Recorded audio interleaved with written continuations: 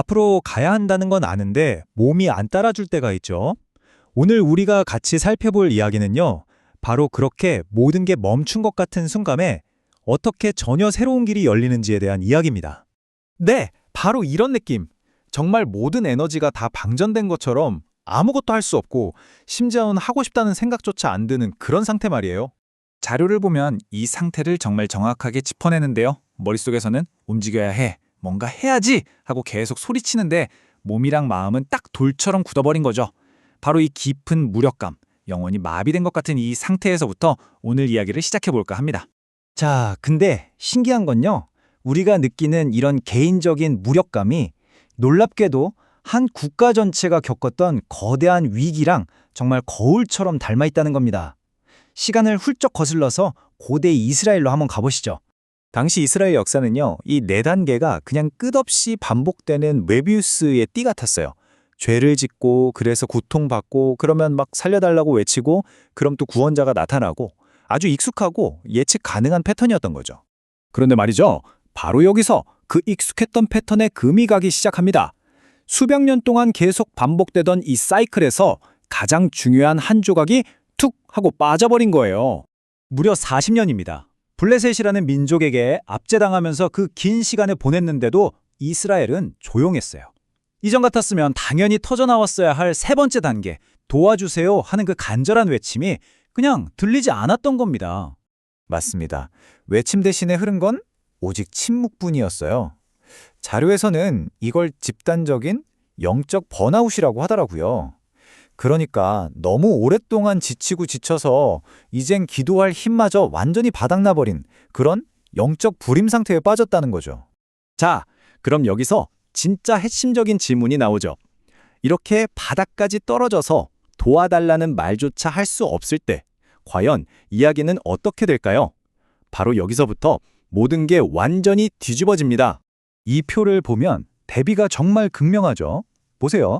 한쪽은 40년 동안 그냥 침묵, 완전히 무기력한 상태죠. 그런데 다른 한쪽을 보세요. 그 침묵을 깨고 먼저 움직이기 시작합니다.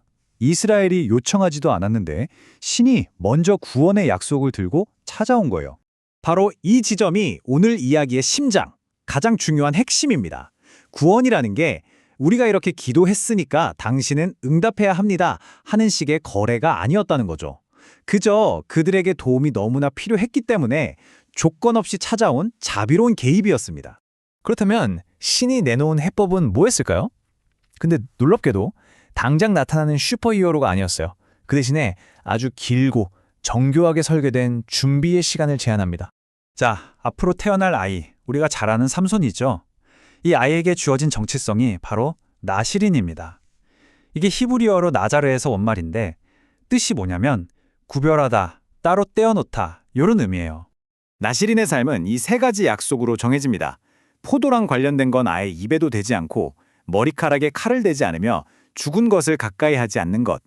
한마디로 삶의 모든 영역에서 세상의 방식과는 선을 긋고 오직 특별한 목적을 위해서만 구별된 존재로 살아가라는 명령이었던 거죠. 근데 여기서 이런 질문이 생기죠. 아니 잠깐만요. 지금 집이 불타고 있는데 왜 불부터 안 끄고 소방관을 몇십 년 동안 훈련시키겠다는 거죠? 이 길고 답답한 준비 시간 대체 이게 왜 필요한 걸까요? 바로 이 질문. 우리도 살면서 위기가 닥쳤을 때 똑같이 하잖아요. 아, 지금 당장 해결책이 필요한데 왜 이 끝도 없는 기다림과 준비의 시간을 견뎌야만 하는 걸까 하는 그 막막함이요. 자, 여기에 대해서 자료는 아주 명확하게 이야기합니다. 준비의 깊이가 결국엔 영향력의 크기를 결정한다는 거예요. 마치 거대한 나무가 아주 깊이 뿌리를 내려야만 거센 폭풍을 견딜 수 있는 것처럼요. 이 구별된 준비의 시간이 바로 그 사람의 그릇을 만들고 내적인 힘을 채우는 과정이라는 겁니다. 그 완벽한 예가 바로 세례 요한이에요. 그도 나시린이었거든요. 광야에서 보낸 수십 년의 외로운 준비 기간이 결국 그를 한 시대를 열고 왕의 길을 준비하는 강력한 목소리로 만들어냈죠. 하지만 삼손은 어땠을까요?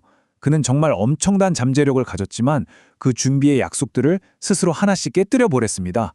그 결과는 정말 비극적이었죠. 위대한 구원자가 아니라 무너진 영웅으로 역사에 남게 됩니다. 준비의 과정을 가볍게 여겼을 때 어떤 대가를 치르는지 보여주는 가장 안타까운 증거라고 할 수 있겠네요.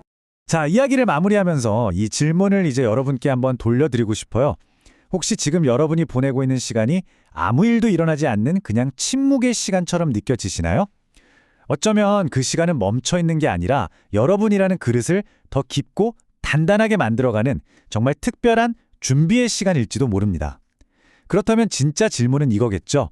여러분은 지금 무엇을 위해 준비되고 있나요?